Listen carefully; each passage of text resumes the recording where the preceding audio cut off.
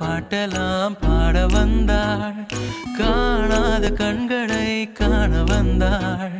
பேசாத மொழியெல்லாம் பேச வந்தாள் பெண்